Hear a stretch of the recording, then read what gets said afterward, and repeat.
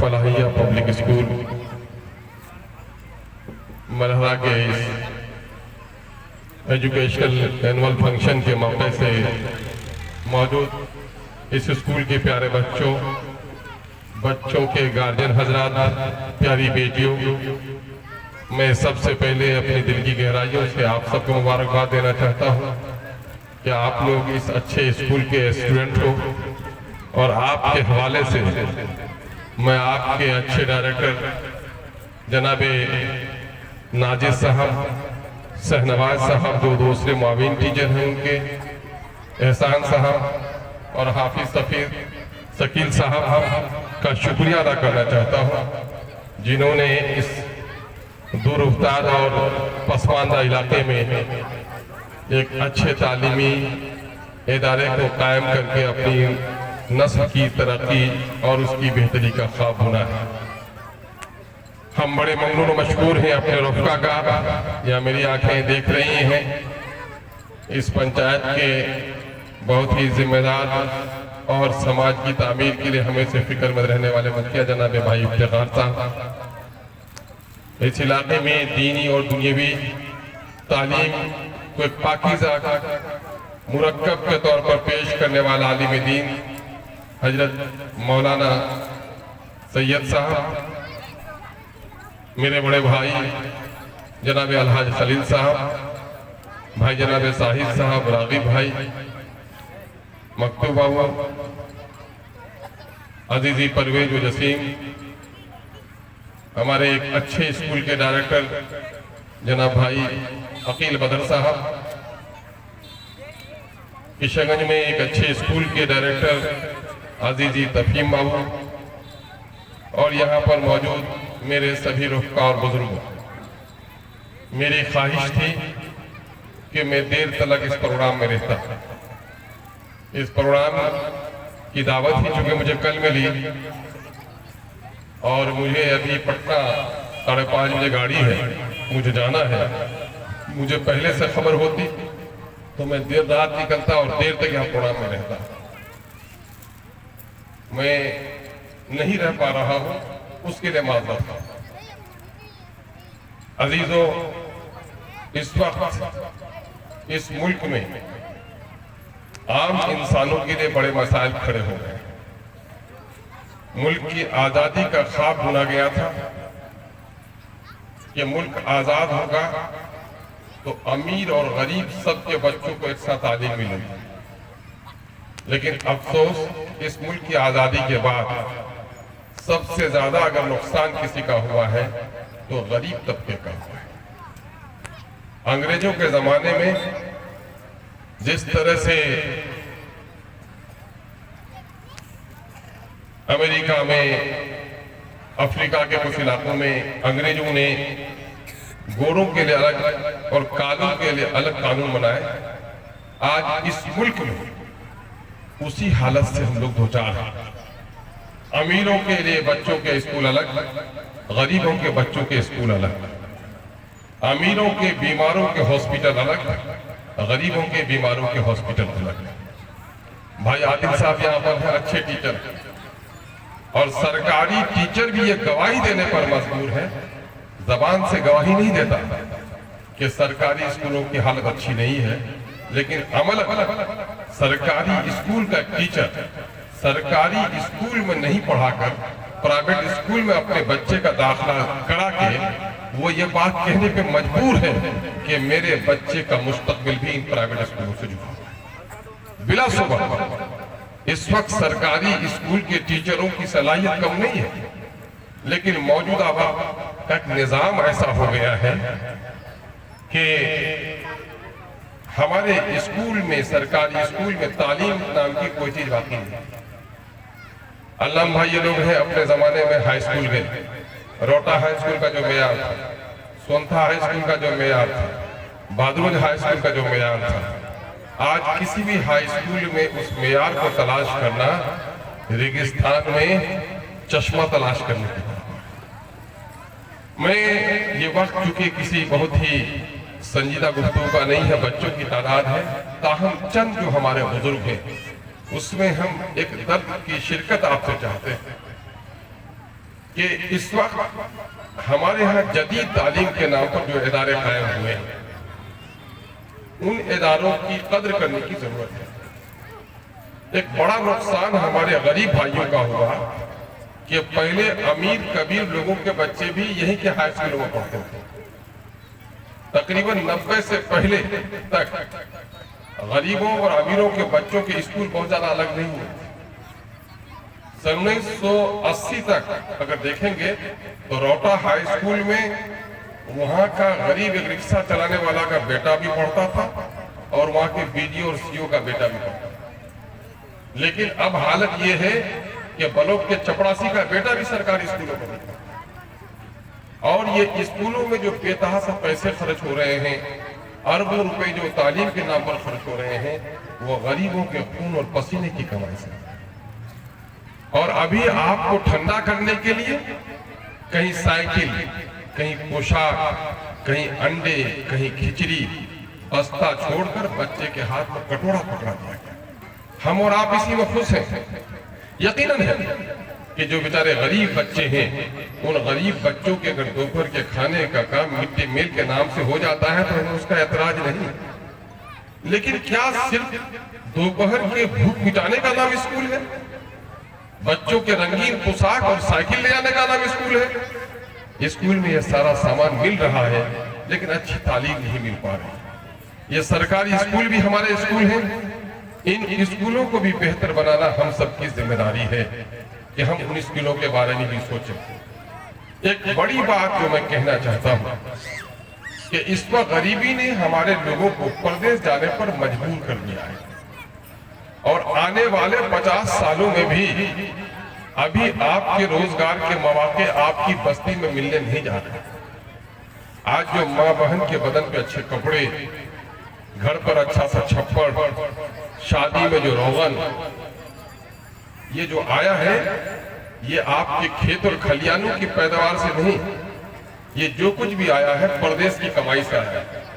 میں پردیس کے نوجوانوں کو بڑا مبارکباد دیتا ہوں کہ آپ نے اس علاقے کی تقدیر بدل دی ہے۔ میں نے ابھی اس بات کو سرکار کے سامنے بھی رکھا کہ ہمارے علاقے میں جو کچھ بھی خوشحالی تھوڑی بہت آئی ہے وہ سرکار کی مہربانی سے نہیں آئی ہے، دلی اور پنجاب میں جا کر نوجوانوں کی زندگی پگھلنے کے نتیجے میں ہمارے یہاں پوری ہریالی آئی۔ ان کا معاملہ کیا ہے؟ یہ بیچارے غریب جو باہر ہیں، ان کے بچے اسکولوں میں جا رہے ہیں، کیا پڑھ رہے ہیں نہیں پڑھ رہے کوئی دیکھنے والا، اور چھوٹے چھوٹے معصوم بچے بھی دلی اور بمبئی میں جا کر زری کی فیکٹری میں کام کرنا، ہوٹلوں میں پوچھا مارنا، یہ کام کر رہے ہیں۔ لیکن اللہ کا بڑا شکر ہے کہ بیٹیاں ابھی ہماری گھر چھوڑ کر نہیں ہیں۔ ہم نے دیکھا بھی، ابھی بیٹیوں کو بھی پیش بھی کیا، آپ نے بیٹے نہیں، لگتا ہے کہ بیٹیوں کی تعلیم پر آپ لوگوں نے ترجیح دی ہے۔ ہم آپ سے خصوصاً گزارش کریں گے کہ بیٹیوں کی تعلیم پر پوری توجہ دیجیے۔ کہا جاتا ہے ایک مرد پڑھتا ہے تو ایک فرد پڑھتا ہے، اور ایک بیٹی پڑھتی ہے تو ایک خاندان پڑھتا ہے۔ بڑا مشہور واقعہ ہے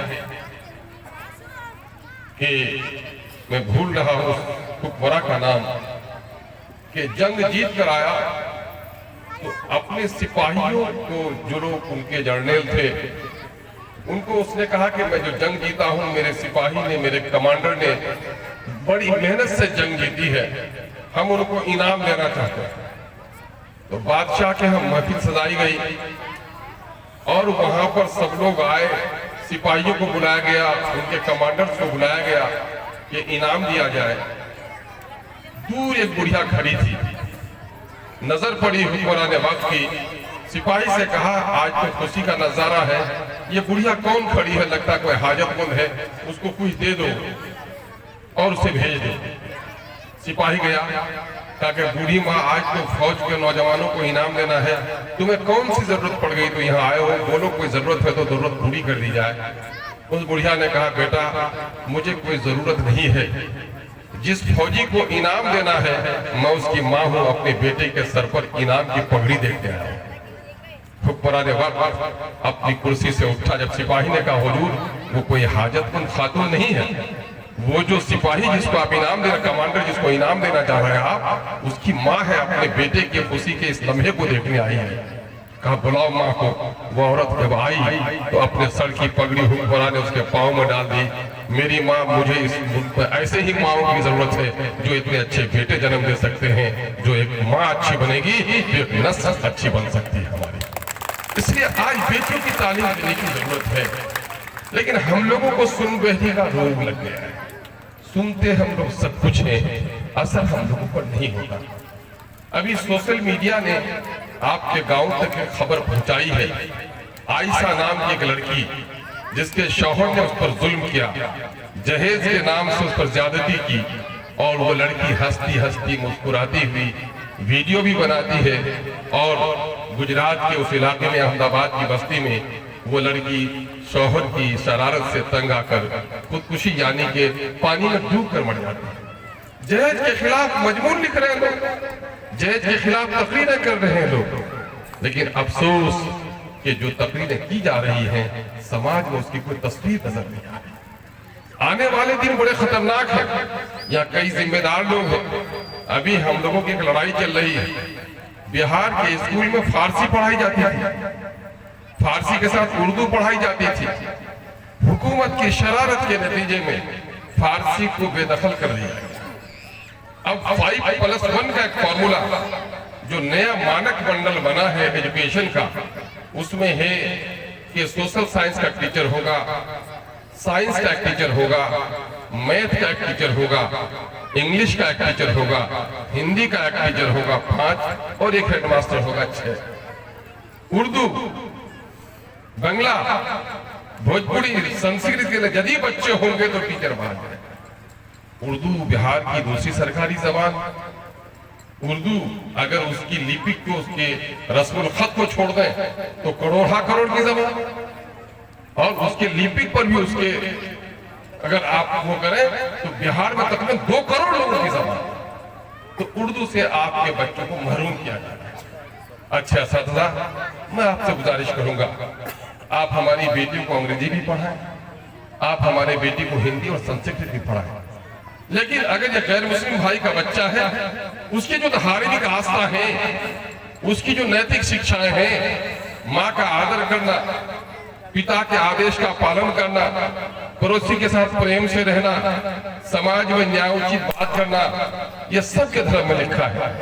آپ اخلاقی مربی ہیں، ہمارے بچوں کی اچھی تعلیم دیجیے، ہمارے بچے خدا کو پہچانے، رسول کو پہچانے، اور اپنی ذمہ داری سے آگاہ ہو، ایک اچھا معیاری تعلیم دینے کی کوشش کرتے ہیں۔ لکھنؤ کے ایک اسکول میں اے پی جے عبدالکلام آئے تھے، تو اے پی جے عبدالکلام جواہر لال نہرو کے بعد دوسرے پر ایسے بڑے لیڈر تھے جو بچوں سے بہت کھل کر ملتے اور بچے بھی ان سے بہت محبت سے ملتے۔ اس اسکول میں، لکھنؤ کے ایک اسکول میں ایک بچہ گیا آٹوگراف لینے کے لیے۔ اس نے کہا انکل میں ایک سوال آپ سے کرنا چاہتا ہوں۔ کہا بولو بیٹا کیا ہے؟ لیکچر دیا تھا انہیں اے پی جے عبدالکلام نے، اور بچے سوال بھی کر رہے تھے۔ کہا کہ سر اس وقت ہمارا آئیڈیل کون ہے جس کو ہم فالو کریں؟ تو اے پی جے عبدالکلام نے کہا بیٹی، میں نے تو اس دیش کے وگیان کے، سائنس کے بڑے الجھتے ہوئے مسائل کو حل کیا۔ اسپیس کی تاریخ میں ہم نے جو کچھ بھی ہو سکتا تھا ہم نے رقم کیا، لیکن تمہارے اس ننھے سے سوال کا بیٹا میرے پاس کوئی جواب نہیں۔ میں کس کو تمہارے سامنے میں آئیڈیل بنا کر پیش کروں؟ کسی نیتا کو پیش کروں مجھے نہیں دکھتا، کسی ٹیچر کو پیش کروں مجھے نہیں دکھتا۔ اساتذہ کرام، بچے ہمارے کان سے سنتے ہیں، لیکن وہ آنکھ سے جس باتوں کو دیکھتے ہیں، وہ ہر انسان کان سے سنی ہوئی بات کو اپنی آنکھ سے دیکھنا چاہتا ہے۔ جب آنکھ سے دیکھ لیتا ہے تو اس کا یقین مستحکم ہو جاتا ہے۔ جھوٹ مت بولو، صفائی کی اختیار کرو۔ لیکن میں ایک اسکول میں گیا، ایم ایل اے تھا کشن گنج میں، پورا کیمپس گندا پڑا تھا۔ میں لگ بھگ 10:30 بجے اسکول پہنچا تھا۔ میں نے کہا مار صاحب کیوں نہیں صفائی کراتے؟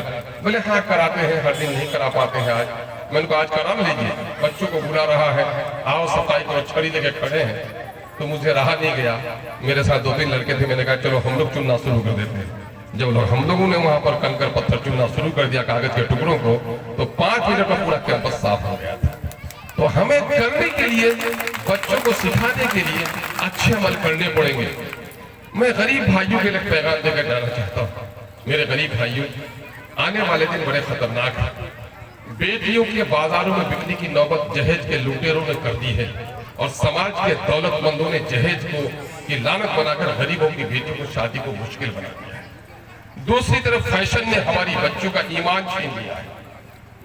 اس وقت ضرورت اس بات کی ہے کہ آپ روٹی کا ٹکڑا کاٹ کر اپنے بچوں کو پڑھائیے۔ آپ کے بچے سب سے بڑی امانت ہے اللہ۔ آپ نے پکے کا مکان نہیں بنایا، قبر میں آپ کا سوال نہیں ہوگا۔ آپ مکھیا نہیں بنے، ایم ایل اے نہیں بنے، آپ کا سوال نہیں ہوگا قبر میں۔ ہمارے ایک مثالی ٹیچر جناب بھائی صفی منظر صاحب بھی آ گئے ہیں یہاں پر، ہم ان کا بھی شکریہ ادا کرتے ہیں کہ انہوں نے ایک اچھے مثالی ٹیچر کا رول ادا کیا ہے اور سوسائٹی میں ایک اچھا کام کر رہے ہیں۔ قبر میں اگر پوچھے گا تو آپ کے بچوں کے بارے میں پوچھے گا کہ تم کو میں نے جو دولت دی تھی بچے کے شکل میں، اللہ کے رسول نے کہا ہر بچہ فطرت اسلام پر پیدا ہوتا ہے، اس کے والدین اسے یہودی بنا دیتے ہیں یا نصرانی بنا دیتے ہیں۔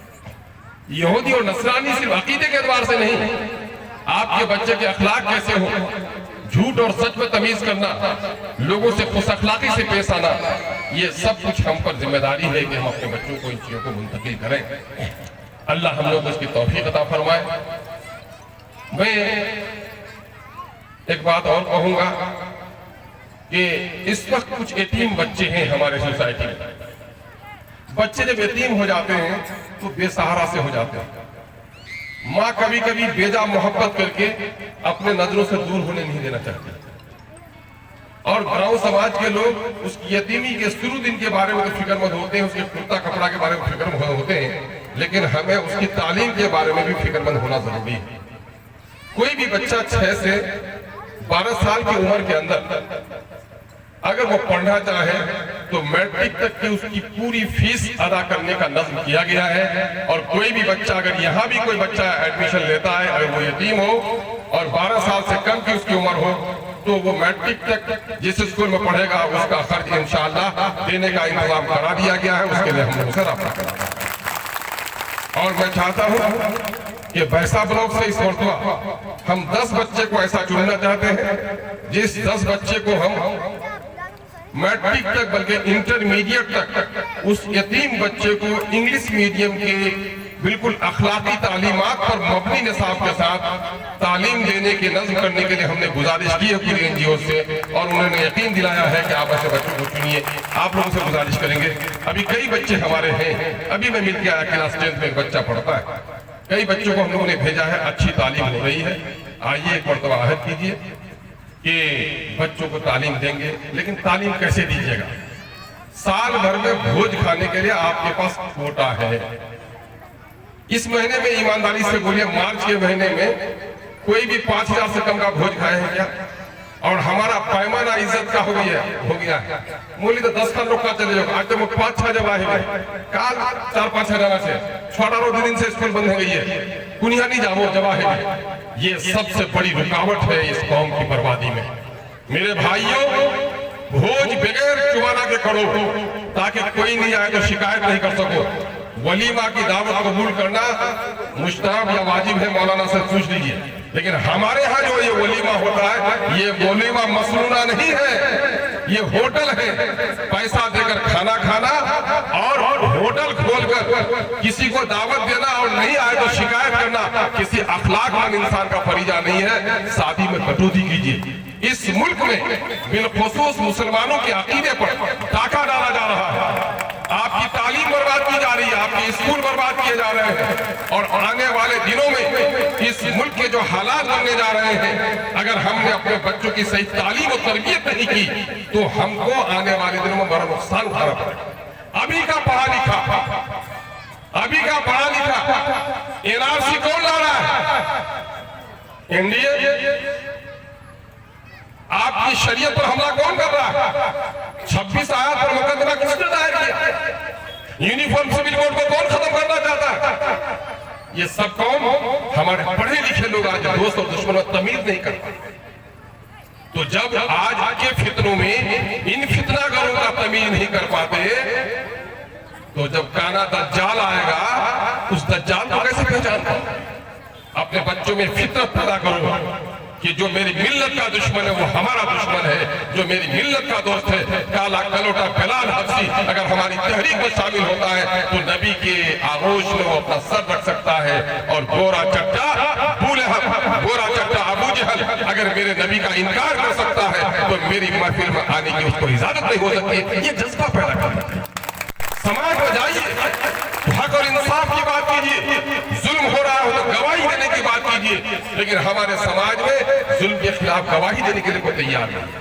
اسکول میں ٹیچر آ رہا ہے، پانی دیجیے، پاؤں دھو دیجیے، لیکن اگر اسکول میں ٹیچر نہیں آ رہا تو شکایت بھی کیجیے، لڑیے مت، اپنے ٹیچروں کی عزت کیجیے، لیکن اپنے اسکول کی نگرانی کیجیے۔ یہ میرا فریضہ ہے کہ میں یہ باتیں کہوں، میں باتیں اور شاید کچھ کرتا تمام یہ وقت ہے جس کی وجہ سے خود مجھے ملال ہو رہا ہے کہ میں آپ کو ایک ایسے وقت چھوڑ کے یہاں سے جا رہا ہوں کہ جو ابھی آپ کی محفل سجی نہیں ہے، سجنے کے اس پر ہے، لیکن ظاہر ہے کہ میں آپ ہی کے کام سے جا رہا ہوں۔ اللہ توفیق دے کہ آپ اچھا اسکول چلائیں، آپ سب کو توفیق دے، اس اسکول کی مدد پر کیجئے۔ یہ مت سوچئے کہ یہ پرائیویٹ اسکول چلا رہا ہے یا وہ اپنی تجارت کر رہا ہے۔ میں دعوے کے ساتھ کہتا ہوں، یہ نوجوان جو پرائیویٹ اسکول چلا رہے ہیں، یہ دلی، بمبئی، باہر کہیں چلے جائیں تو 25-50 ہزار روپیہ کمانا ان کے لیے کوئی مشکل نہیں ہے۔ مبارکباد کے مشتاق کہ یہ نوجوان جو اپنی صلاحیت کو اپنی بستی میں لگا رہے ہیں، اس لیے ایسے اسکول کی مدد کیجئے۔ بہت بہت شکریہ۔ السلام علیکم۔ بہت بہت شکریہ۔